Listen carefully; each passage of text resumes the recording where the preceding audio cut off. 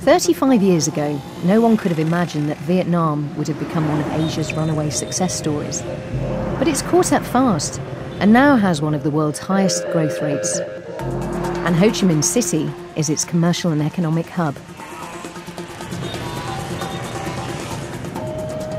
I think this is a market in transition, but a market that means it. It's a market that actually wants to make that transition. Very often when sort of countries open up their markets, there's an awful lot of obstacles in the way. There are obstacles here, but Vietnam actually wants to overcome them.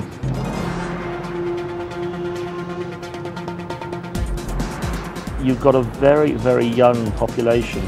Of the 85 million in Vietnam, I think 65% are under 35. This is a population that doesn't remember the war in the 70s. Their parents do, but they're not affected by it. This is a generation that uses the internet possibly more readily than we do in the UK. Things are seen through a very different prism by the younger generation here, very much part of the modern world.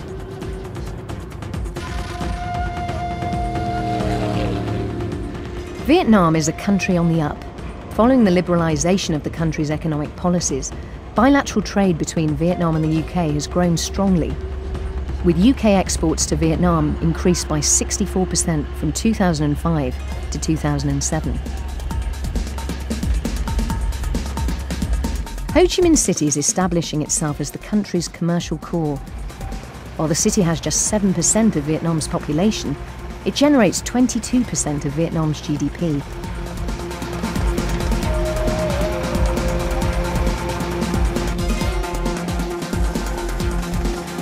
The ambition at a national level is to achieve that middle income status, and they realise that to do that it involves foreign investment increasingly, and that's why you see sort of more and more doors opening in Vietnam. We're seeing an increasingly dynamic financial services industry developing. You take a population of 85 million people, only 10% of them have bank accounts. Yet in 2 years the government and all the state-owned enterprises, which is a lot of industry here, it's mandated to pay salary through the banking system. Huge potential.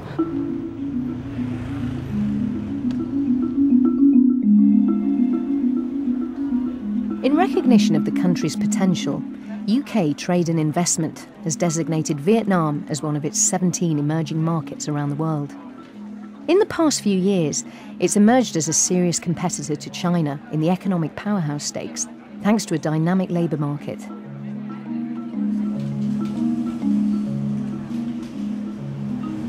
In manufacturing, we are starting to see made in Vietnam, and this goes hand in hand with their commitments with the World Trade Organization as more sectors open up to foreign investment. So it's important for Vietnam to comply with the World Trade Organization commitments, and we will see much more made in Vietnam. Nam of London is a very good example of Anglo-Vietnamese cooperation in manufacturing.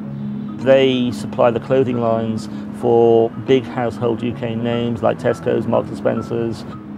It's partly due to the low cost of labour here, the quality of materials here, but that's what they produce here. Interestingly, it's not just the UK. Somebody buying at Tesco's expansion into Central and Eastern Europe through Poland and Hungary is probably buying from a British supplier something made by Nam of London in Vietnam.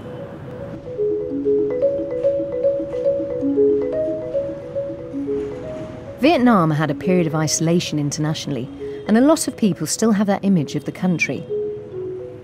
But the end of the war was over 3 decades ago, and it's very different now. It has developed at a fast pace into a middle-income country. They've always done business here, but more dynamic market forces have been unleashed, allowing the Vietnamese to trade internationally.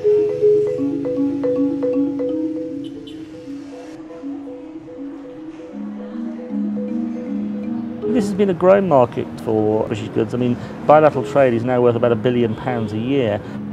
We still buy a lot more from Vietnam than we export, but that's growing. And I think the demand for sort of consumer goods, actually at the top end of the scale, you know, the growing middle class, the wealthier people, will buy designer goods, will buy sort of brand name products. So you're starting to see the famous international brand names appearing here, and you're starting to see some of those British ones appear as well too. To date, inward investment opportunities from Vietnam to the UK have been limited, But as the Vietnamese economy continues to grow, it is hoped that local companies will look at the UK as a possible location for their business expansion. UKTI has dedicated and experienced teams on the ground to provide advice and share their expertise on how to do business with a country whose momentum right now seems unstoppable. The potential is huge. It's a little bit like sort of crossing the road.